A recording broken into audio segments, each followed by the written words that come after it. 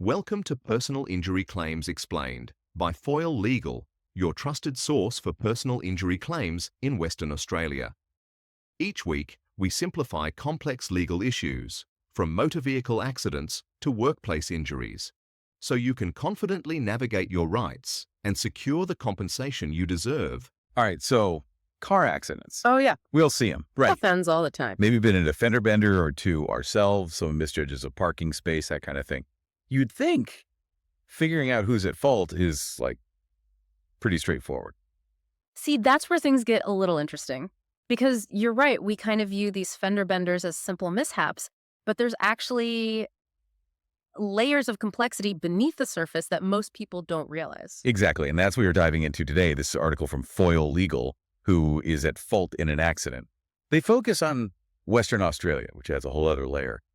But the thing that really got me was, like, even these seemingly minor accidents can have some major implications. Absolutely, because when we talk about fault, we're not just talking about, who gets a ticket. It's about liability, who's financially responsible for the damage, for the medical bills, especially if someone's injured. Okay, so it's not just about admitting you were the one who reversed into that shopping cart full of groceries. No, not quite. And this is where Western Australia's system with the, the ICWA? The Insurance Commission of Western Australia. Right, the ICWA. Their no-fault system means even if you're found at fault, someone who's injured might still be entitled to compensation. Whoa, hold on. See, this is already throwing me for a loop. It's designed to streamline things, make sure everyone gets taken care of medically, regardless of blame. Okay, so we've got this whole other level of complexity with the ICWA. The article uses this example of a parked car on the highway. How can a parked car even be involved, let alone be found partially at fault? Right. It seems strange at first. But think about it, were there hazards? Were they parked illegally, obstructing traffic? There are situations where a parked car could be seen as contributing to the accident, even if it wasn't moving. This isn't just about who bumped into who, it's about the whole context. Okay, so this is already blowing my mind, and we're just getting started. It's like, we all think we understand car accidents, but then there's this whole other side to it. The investigation, the legal stuff, this whole ICWA thing. And we haven't even gotten to the Kangaroos yet. Oh, don't even get me started on the Kangaroos. But seriously, this is making me rethink everything I thought I knew about car accidents. You're in for a wild ride. Because determining fault isn't always black and white, as we'll see. Okay, so we've established that figuring out who's at fault in a car accident is way more than just, like, pointing fingers. It's about liability, this whole system in Western Australia with the ICWA. But how do they actually determine who's at fault in the first place? It's like, do they bring in forensic scientists or something? It's actually kind of like that. The article talks about how insurance companies use all sorts of tactics to piece together these accidents.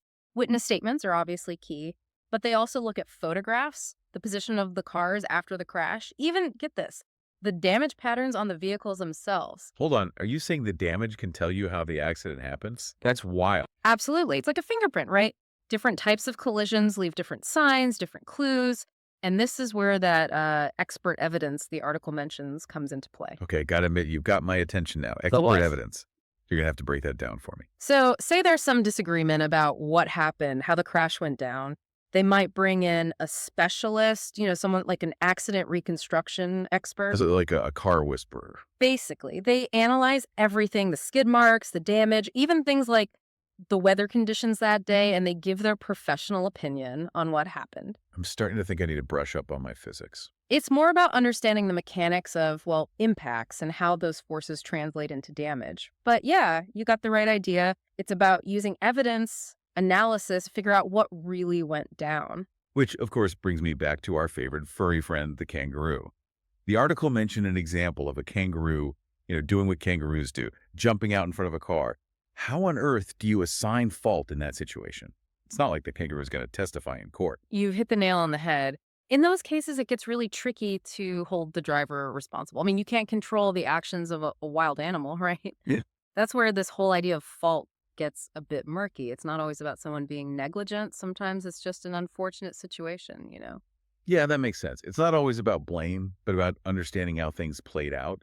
But this also brings up another question. What happens if you are found at fault? What are the real-world consequences? I mean, besides maybe feeling a little guilty, what's actually on the line here? That is the million-dollar question, and that's where things get real, especially for your wallet.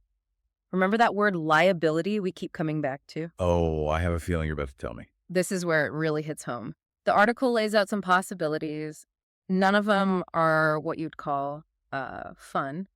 Hit me with it. I can take it. All right, so sometimes you might end up paying for those damages yourself, out of pocket.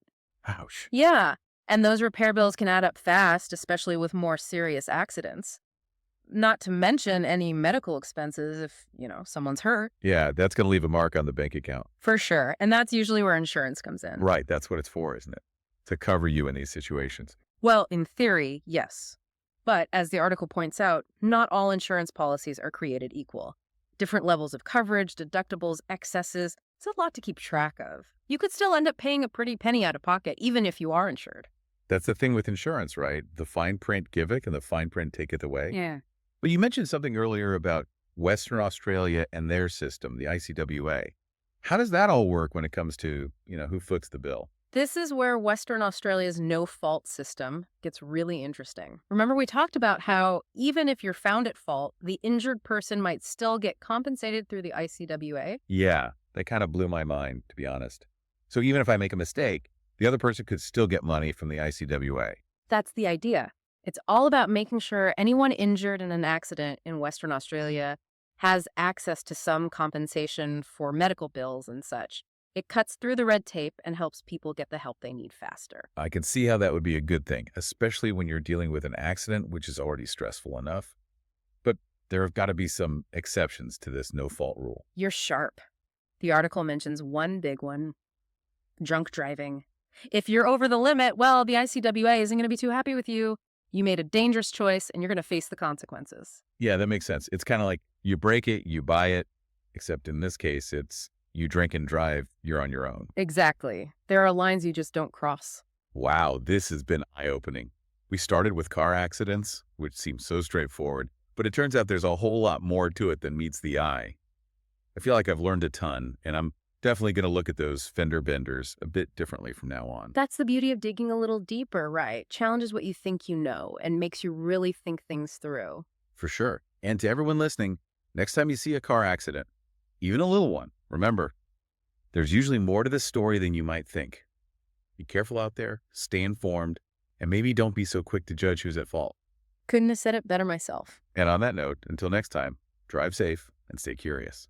Thanks for tuning in to Personal Injury Claims, explained by Foyle Legal. Remember, this podcast is for informational purposes and isn't legal advice. For advice specific to your situation, visit us at Foyle Legal. And don't forget to subscribe or leave a review.